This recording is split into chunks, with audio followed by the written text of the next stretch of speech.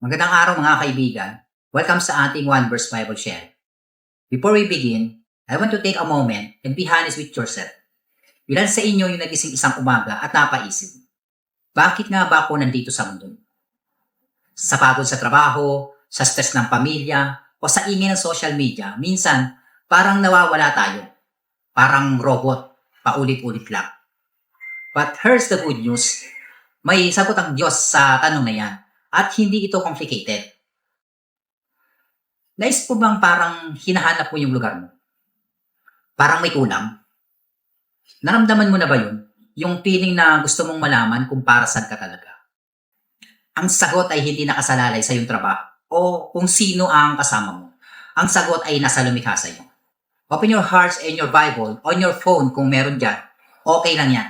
Today, we will use only one verse. Just once. Hindi tayo titingin sa ibang verses para lalong malinaw ang mensahe. Sulat nyo sa isip ninyo yung talatang sinasabi ng Ephesians chapter 2 verse 10. As I read this, iwanan nyo muna yung mga worries nyo. Focus muna tayo sa salita ng Diyos. So, let's read it together.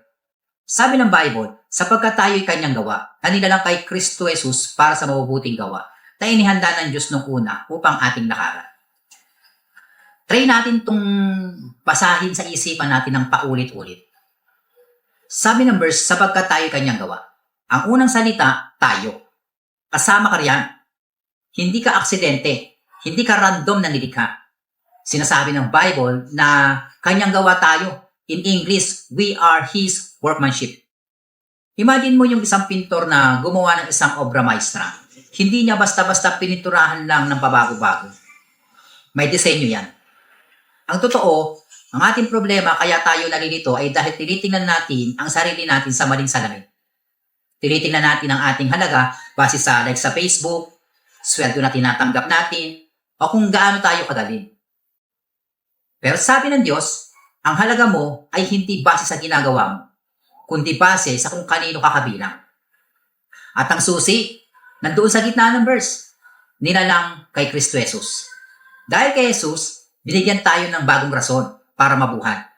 Hindi tayo nabubuhay para sa sarili lang natin, kundi para sa Kanya. So finally, ang purpose mo para sa mabubuting gawa na inihanda ng Diyos nung una upang ating lakaran. Ibig sabihin, hindi mo kailangang magpakahirap para malaman kung anong dapat mong gawin. Inihanda na ng Diyos ang daan para sa iyo. Ang kailangan mo lang gawin ay magtiwala at tumakat kasama niya. Hindi mo kailangan mangopya ng buhay ng iba. Ang tawag mo ay natatani. Think about this for a moment. Madalas tayo magtanong na, bakit ako nandito? Pero ang totoo, ang tamang tanong ay para kanino ako nandito. Kung nabubuhay ka para lang sa sarili mo, mapapagod ka. Kasi ang puso ng tao ay may butas na tanging Diyos lang ang makapupuno. Ngayon, isipin mo yung mga panahon na nagawa mong tumulong sa iba. Yung pakiramdam mo na may naibahagi ka. Di ba? Mas masaya yon. Kasi yun yung disenyo ng Diyos para sa'yo. Para magbigay, para magmahal, at para magsilbi.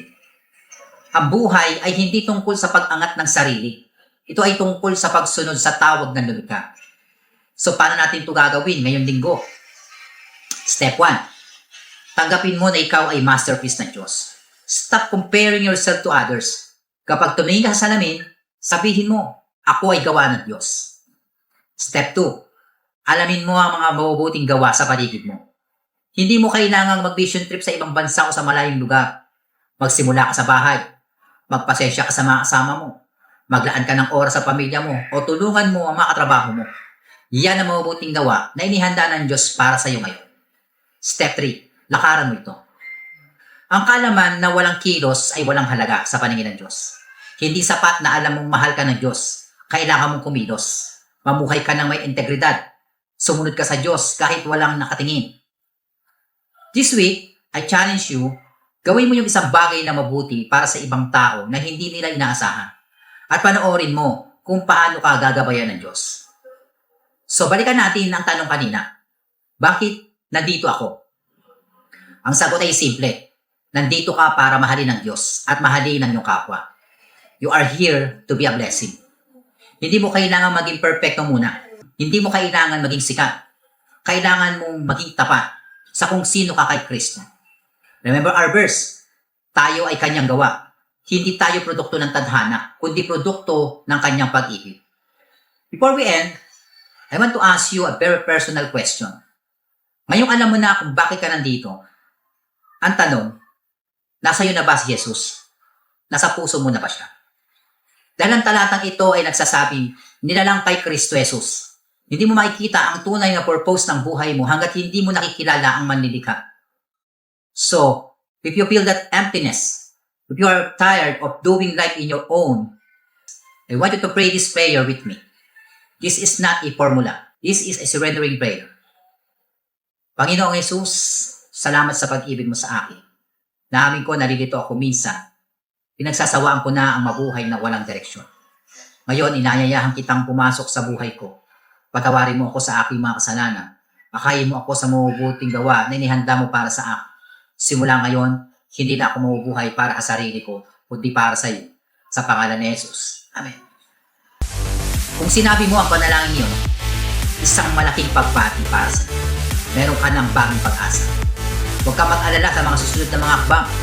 Magbasa ka ng Biblia at manalangin araw-araw upang gabayan ka ng Diyos sa dapat mo. Thank you for joining me today. Remember, you are God's workmanship. Mag-ingat kang palagi at patuloy na lumakad sa liwanag ng kanyang pag-ibig. See you next time. God bless.